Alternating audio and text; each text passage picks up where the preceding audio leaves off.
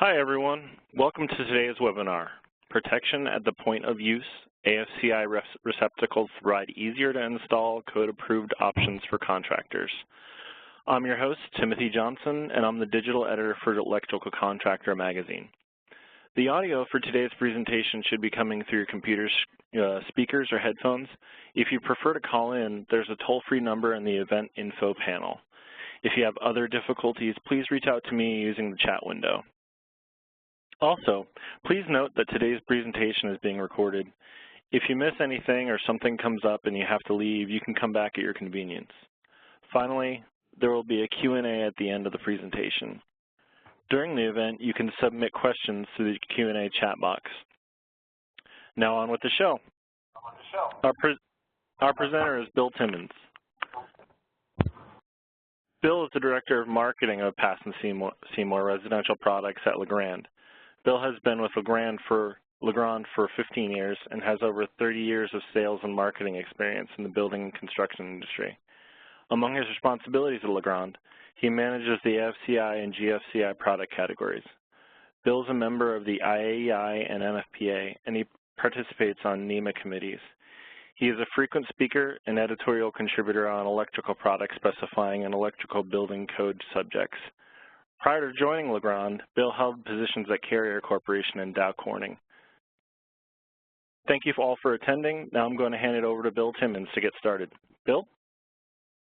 Thanks, Tim, and thanks to everybody who's joined us. I really appreciate you taking the time to listen to our story here.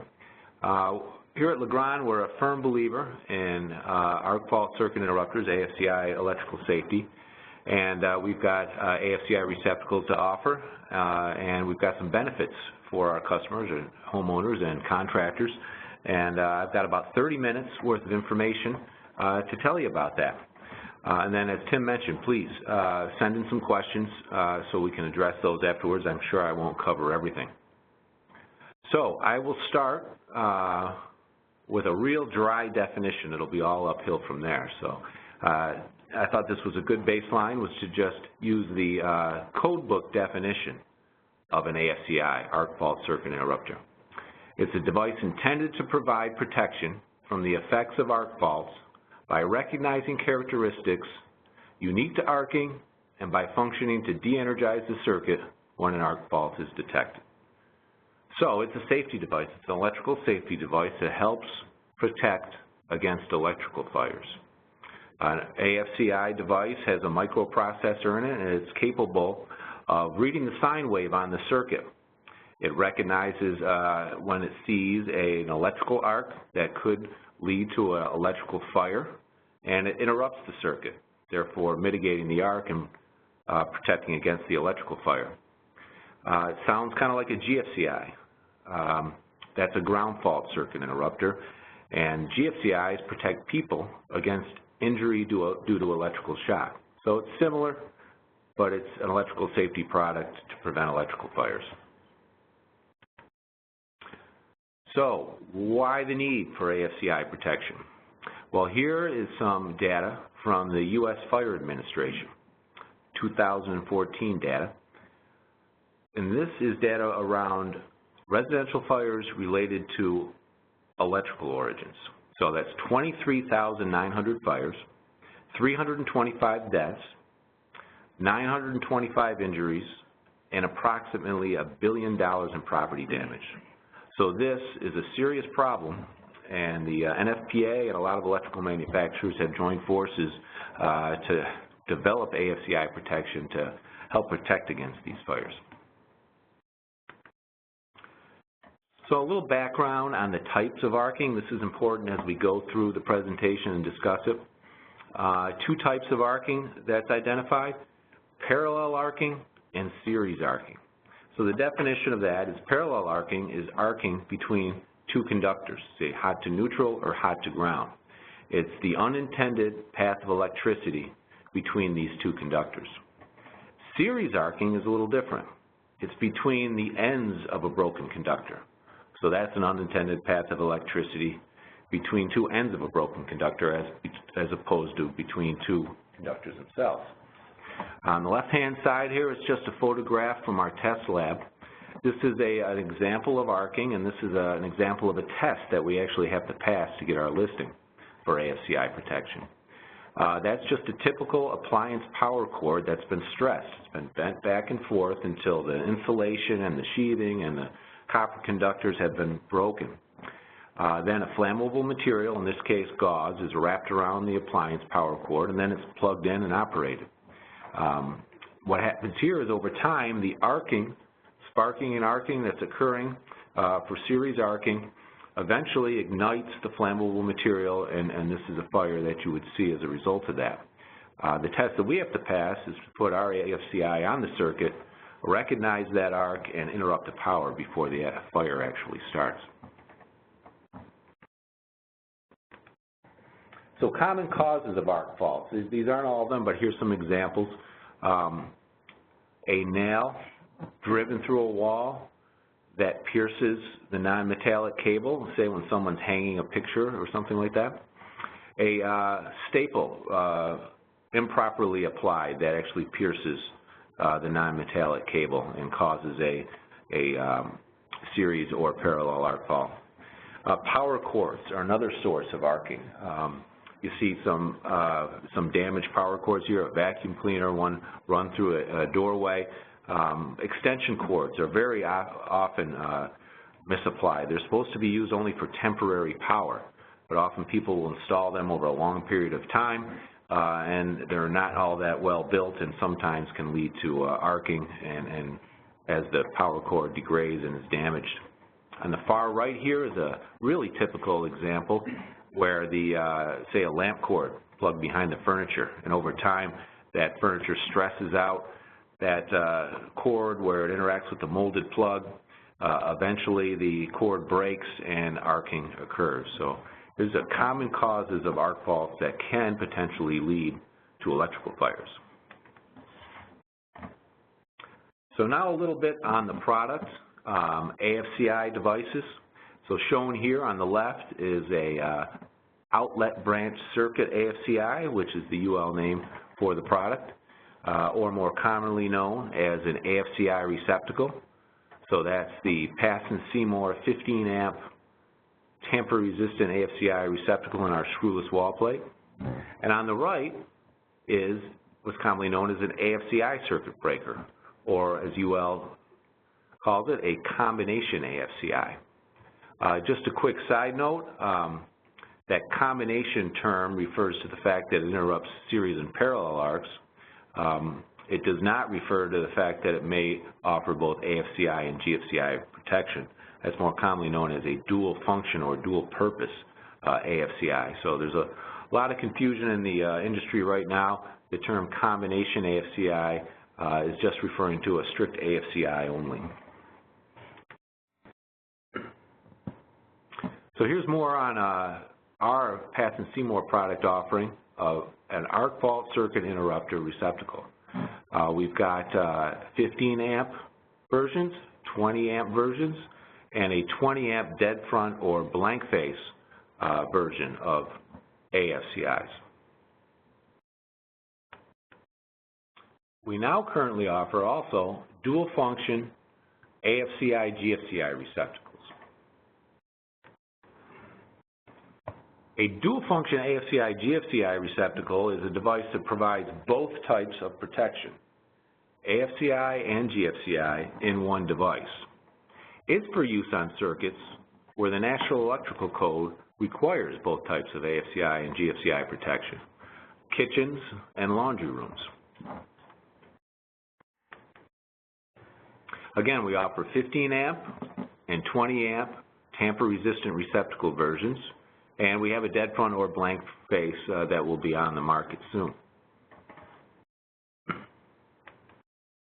can go through some of the features and benefits of our dual function AFCI GFCI receptacle, and for the most part they apply also to our AFCI receptacle. I'll start with the installation features. They have feed-through protection, so you can use one AFCI receptacle to protect multiple outlets on the circuit. 2 back wire holes per termination. That eliminates the need for wire nuts in the box and makes it easier to install.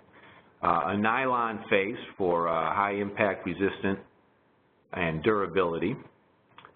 It prevents line load miswire. It has a feature that if the line conductors are attached to the load terminations and vice versa, it'll deny power until that situation is corrected. It has a backwire pressure clamp on the ground terminal, and it has an auto ground clip. So if it's used with a metal box, the ground conductor does not have to be terminated. It's also part of our Radiant collection. At Legrand, we go to market with residential collections that have a similar style and feature set, both Radiant and Adorn. And this AFCI, just like our GFCI receptacles, our switches, our dimmers, and our outlets, all have the same style and design and look really great together. All our AFCI receptacles, as our GFCI receptacles, are Fed spec listed, FSUL.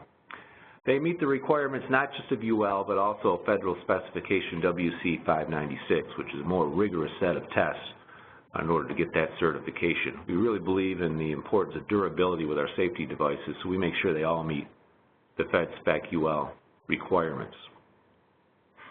And 2 indicator lights. So real briefly on that, for an AFCI GFCI receptacle that provides both functions, there's a separate indicator light, one for GFCI and one for AFCI. That makes it easy to distinguish between a trip caused by an arc fault and a trip caused by a ground fault.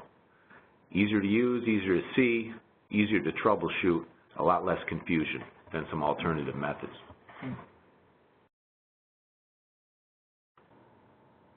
Okay, now I'll get into the National Electrical Code requirements for AFCI receptacles. So the code has required AFCI receptacles since 2002, and it's really evolved over time. And what I have here is a description of how AFCI receptacles are allowed under the 2014 NEC requirements. As a note, the 2017 NEC requirements have not changed much in regards to this issue. So for the most part, this information will apply for the next 4 years. So I've got, in some cases, I've copied the code language directly in to it, and I've also provided some graphic interpretations. So I'll go through this and try to, in an abridged manner, to try to make it easy to understand. Section 210.12 is where you get most of the information, and that says arc fault circuit interrupter protection is required in dwelling units, homes, dormitory units, and on dwelling unit branch circuits that are extended or modified, in other words, remodel and replacement. The AFCI shall be installed in a readily accessible location. The next paragraph goes on to talk about what circuits require AFCI protection in dwelling units or homes. And again, this is the 2014 cycle. They are required in kitchens, family rooms, dining rooms, living rooms, bedrooms, really everywhere at this point except for bathrooms, outdoors, basements, garages. In dormitory units, in the next paragraph, the requirements are listed there, so also bedrooms, living rooms, etc. And there's a note in this section that applies to hotels, guest rooms and guest suites. So the code considers a guest room or guest suite with permanent provisions for cooking a dwelling. So in that case, AFCI protection is also required per code. So this would be your embassy suites or your residence inns that are larger hotel rooms with small kitchens. Now, the next 3 slides are where AFCI receptacles can be used to meet the National Electrical Code requirements. In this case, this slide is new construction. So on the right is the code language, and I've got some highlighted. So it's permissible to meet this AFCI requirement in new construction if the AFCI receptacle is installed at the first outlet in the branch circuit and the home run is installed with metallic conduit, armored cable, or MC cable.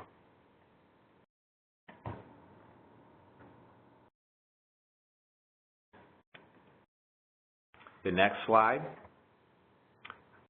discusses the requirements for remodel. or when a branch circuit is extended or modified in a dwelling unit. In this case, the MC cable, metallic conduit, or armored cable is not required. The code can be met with an AFCI receptacle if it's installed at the first outlet in the branch circuit.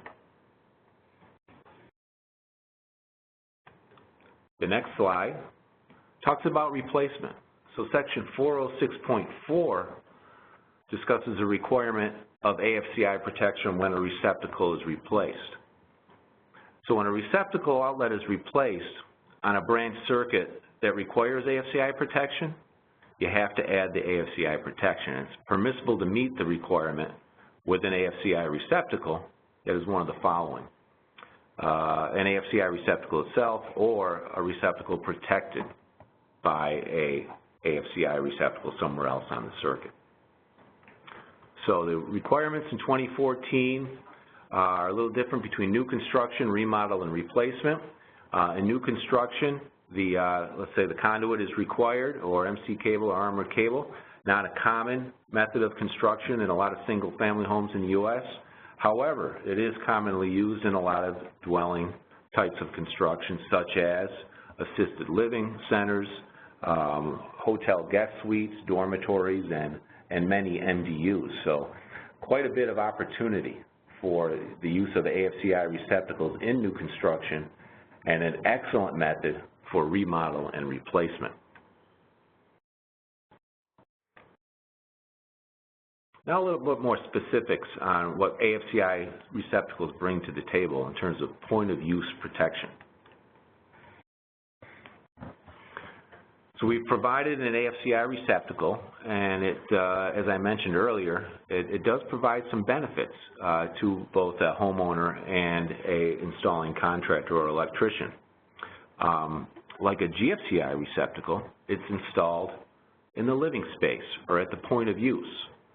So homeowners have been comfortable with using GFCI receptacles for 40 years now. It's the predominant method for GFCI protection.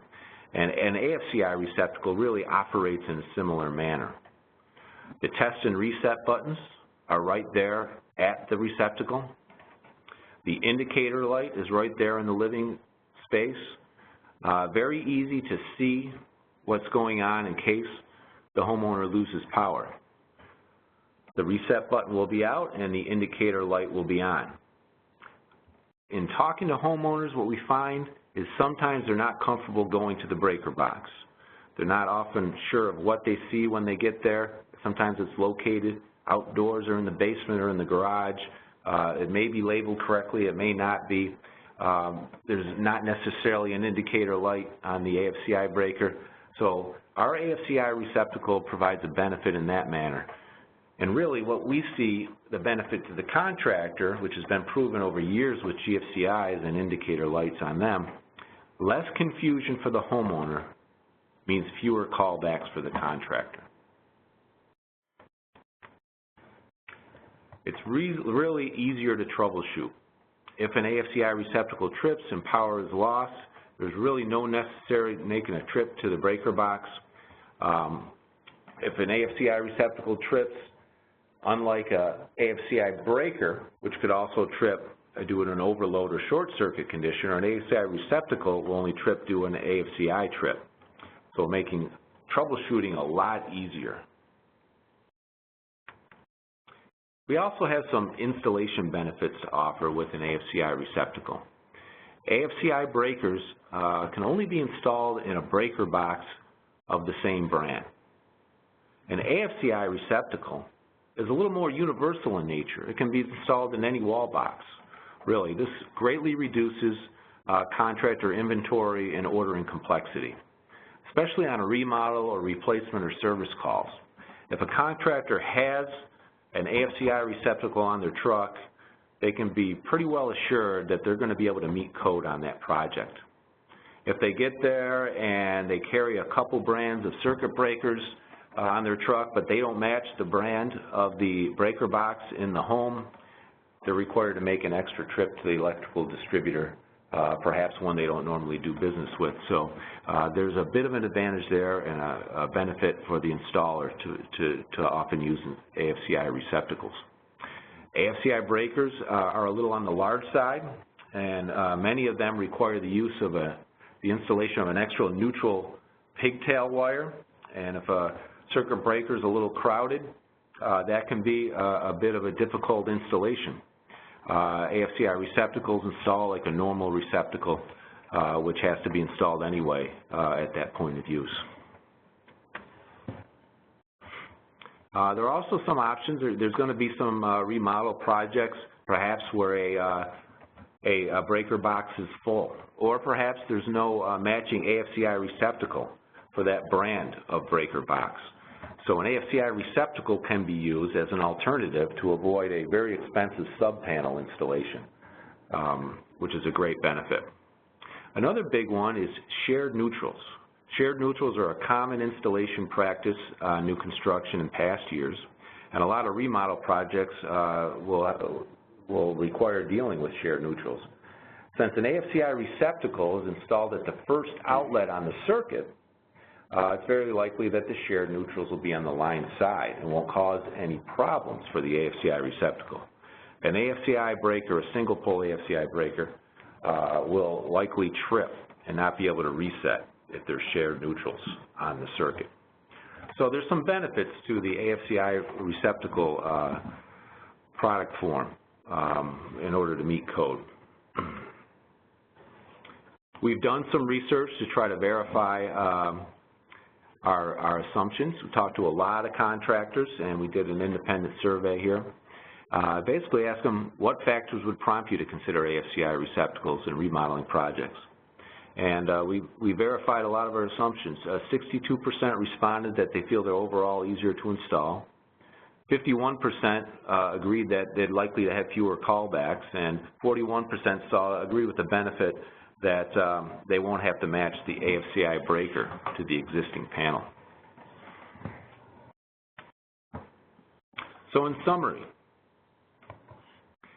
it's an important electrical safety product, AFCIs, arc fault circuit interrupters, whether it's a breaker or a receptacle. Very important, and it's protecting against electrical fires since they've been started being used in 2002. AFCI receptacles in particular are our message today, a code-approved alternative to AFCI circuit breakers, which is really the predominant method of providing the protection today. And the receptacles themselves, the opportunities and the applications, well, it's a code-driven product, so it's really defined by the National Electrical Code. So a great solution for residential remodel, residential replacement, and new construction of dormitories, hotel guest suites, high-rise condominiums, and assisted living facilities. So my closing slide here is to tell you about our website. What we do here at Legrand, whenever we come into an initiative in the electrical industry, which is a little bit complicated, a little bit on the technical side, we provide what we call a website headquarters. And you can get to our AFCI headquarters by going to www.legrand.us/Pass-Seymour/AFCI. And you don't need to take notes today. You don't necessarily need to rewatch this presentation. You can go to that website, and there's a wonderful video that explains it all. A lot of detailed product specifications. There's a white paper you can download. There's a NEC, National Electrical Code guidebook that you can also download. A link to the NEMA National Electrical Code adoption map, and a link to the NEMA AFCI site itself, which has a lot of similar information. So I encourage you to visit our website to get a lot of information there. And that's the prepared information I have today. And now I'll check to see if we have any questions.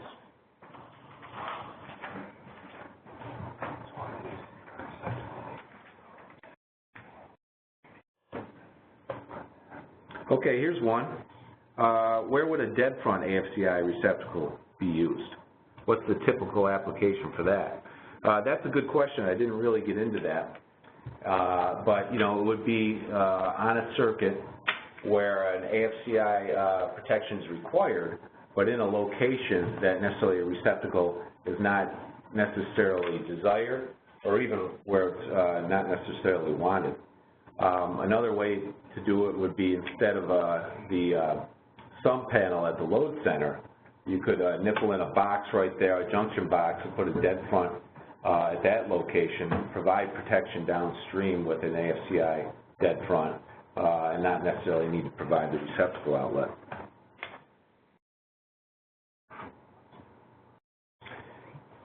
Are there any changes to 2017 NEC regards to AFCI?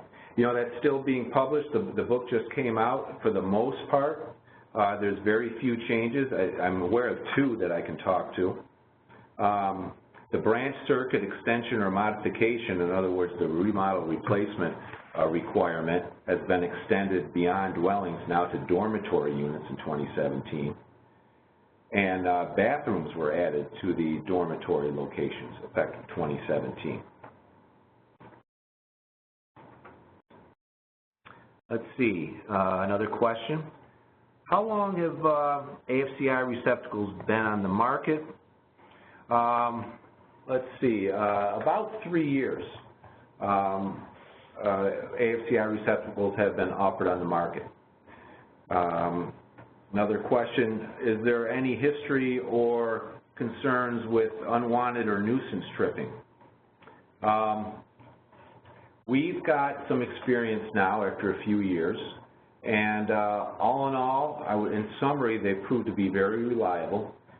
We've got a lot of experience. We've got 40 years of GFCI receptacle experience with unwanted tripping. Of course, AFCIs are a different technology. But we've got a few calls that we've researched, and we're investigating solutions on our software and firmware. We haven't seen any real pattern as to which appliances cause the problems, but for the most part, it's very minimal, and the performance history has been good. Are these AFCI, GFCIs also self-testing? That's a good question.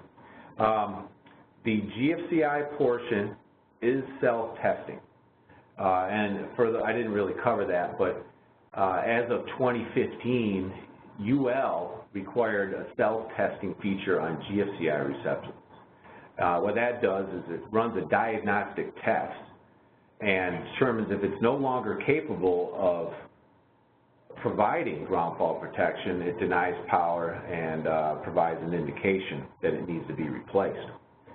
And therefore, our AFCI, GFCI dual function receptacle does have that self-test on the GFCI portion. It's not a requirement on the AFCI portion yet, so that feature is not actually on the AFCI, but it does exist on the GFCI.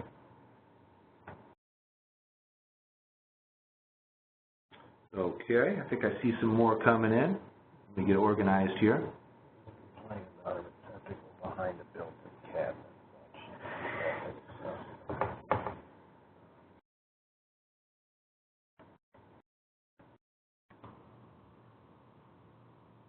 Can multiple AFCI, GFCI receptacles be installed on the same circuit?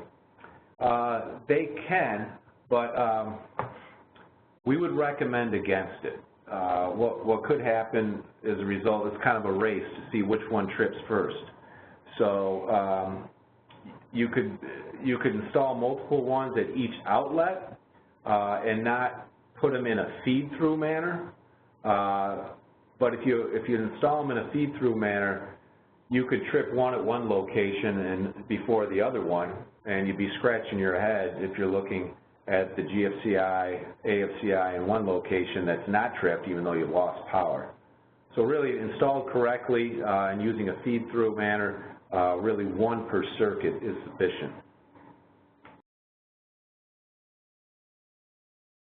Is there a specific tool you recommend to test and diagnose issues with AFCI circuit breakers and receptacles? You know, I'm not in a position to actually recommend one at this time. I can tell you to do the basic test. It's the best thing always is to use the test and reset buttons integral to the device, certainly with a receptacle. Those are the most reliable. both on the AFCI and GFCI. There are some devices out there, some testers, and honestly, I am not familiar with them enough to recommend or not recommend them. We're not in that business, and I know there's some concerns about them. And I also believe there's a couple systems that claim to do diagnostic testing of the entire electrical system. And again, I just don't know enough to speak to those.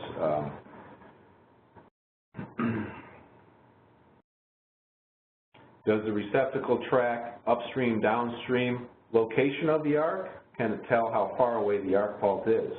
No, not this generation, but I tell you, we've been asked that question by a few customers. And I think that's a feature that we would love to add on the diagnostic side of the business to see if we can work that in and maybe send an internet connected signal to a person's building control system or mobile device to let them know more information about the arc. So no, not at this time, but that is a great idea.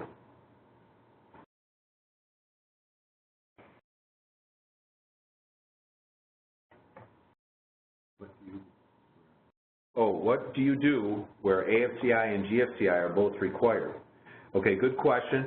And that's where you use the dual function AFCI, GFCI receptacle. That's really one of the best ways, most convenient ways of meeting both requirements on one circuit.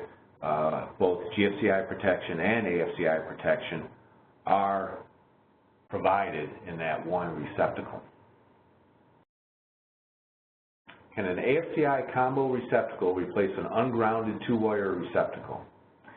I believe the correct answer to that you would need an AFCI-GFCI dual-function receptacle, because really you need the GFCI protection to replace that ungrounded two-wire receptacle. So that's something that's probably less common than it used to be, but back in the day when there were more two-wire receptacles being replaced, one way of meeting code would be to install either a GFCI receptacle at that location or upstream and provide protection feed-through in order to kind of supplement the lack of a ground wire on the system. So if the device is installed on a remodel situation, does it protect from the panel to the device? So that's the reference in regards to the requirement that there is no requirement for metallic conduit on the home run. And it does protect. The code making committee feels that conduit is required on new construction because an AFCI receptacle is located at the first outlet on the circuit. An AFCI receptacle can identify a series and parallel arc upstream on the home run, but it can really only stop a series arc on that portion of the circuit. A parallel arc is a short circuit, so the AFCI receptacle can interrupt power at its location, but the short circuit will continue to arc. We believe that the number of parallel arcs on the home run is very limited, and that in most cases a standard overcurrent circuit breaker will interrupt a parallel arc or short circuit on the home run. So an AFCI receptacle has that differentiation in the code.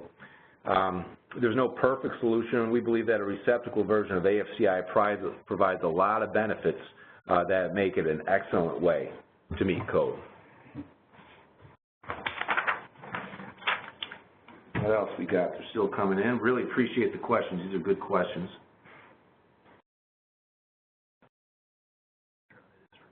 Yeah, and someone's asking, okay, in section 210.12, an AFCI receptacle can be installed with maximum lengths from overcurrent devices. I was told this applies to new construction. Can you interpret this? Yeah, I will, and that's a good question. I covered the code requirements pertaining to AFCI receptacles that are really practical. There's actually a couple of things described in the code that I didn't mention because they can't be used. One of them, which I believe the question's in reference to, is called a systems listing.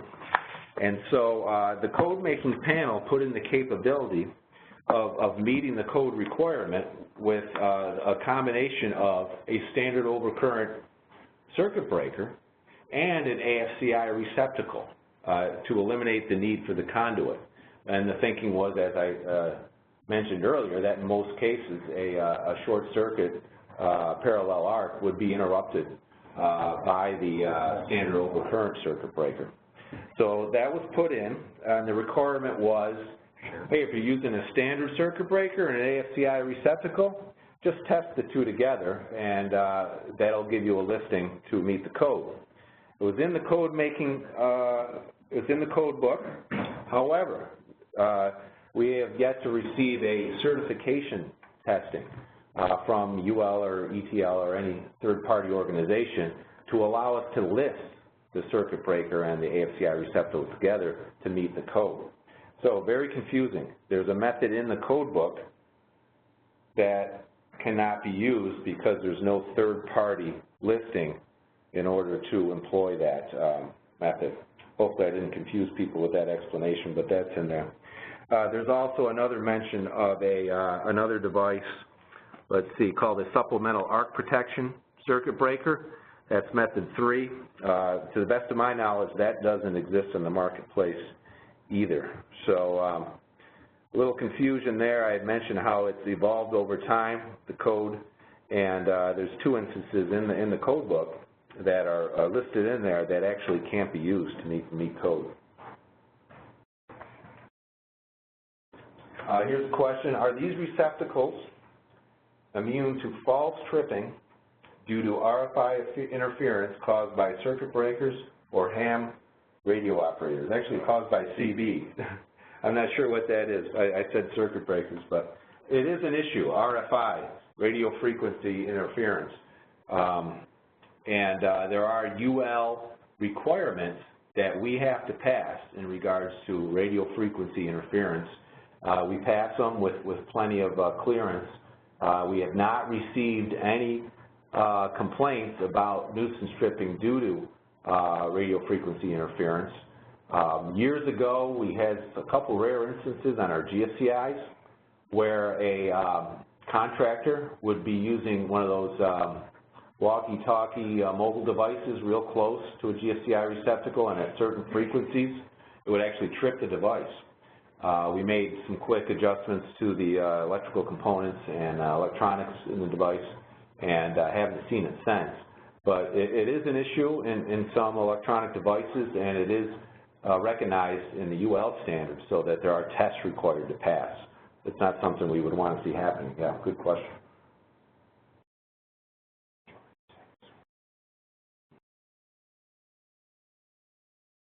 Yeah, looking for, I think we already answered that one. Any more here? Will an AFCI receptacle work without a ground like a GFCI will?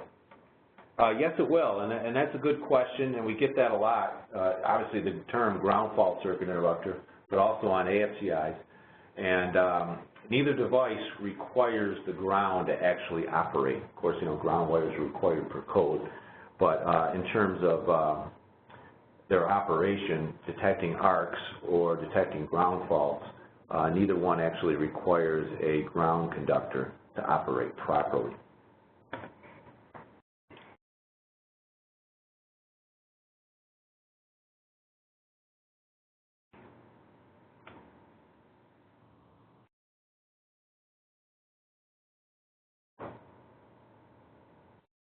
I'll give it another couple seconds here, see if any more come in.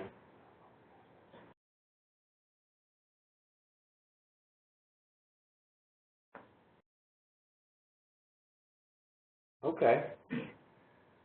Well, questions seem to have stopped, and I greatly appreciate the questions. That was really good, great participation, and at this point, I'll turn it back over to Tim, and he'll close up for us.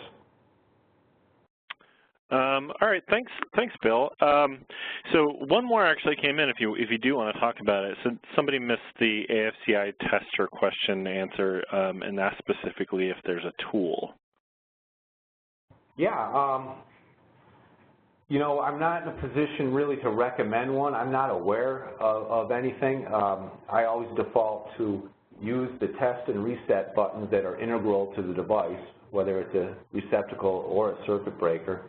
I do believe there are some things on the market that claim to be AFCI testers, handheld devices, but I believe there's some controversy about them, how they actually work, and I'm really not in a position to talk to them. So I would say in your troubleshooting, use the test and reset buttons in the device itself as your best method for that.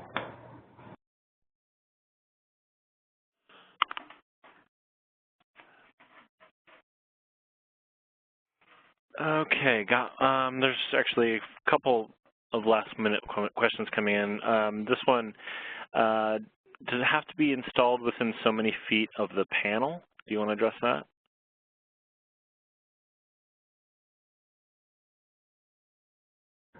No, not really. Well, no, the answer is no. There are requirements in that systems listing methodology that I discussed previously. They're irrelevant because, as I mentioned, there's no current third-party certification method to make that systems method feasible. So inside there, yes, there were requirements of 50 feet on 14 gauge circuits and 70 feet on 12 gauge circuits. But as I mentioned, that method that's in the code book is not currently able to be used to meet the code. Okay, great. All right, well, unless there's, doesn't look like there's any more questions, so I think we're going to go ahead and close it out. On behalf of Electrical Contractor and Legrand, I want to thank everyone once again for attending. I want to thank Bill Timmons for an excellent presentation. Be on the lookout for the recording of this event, which you'll be notified about in an email. I'm going to go ahead and end, and thanks, Bill, and we hope to see everyone in a future webinar.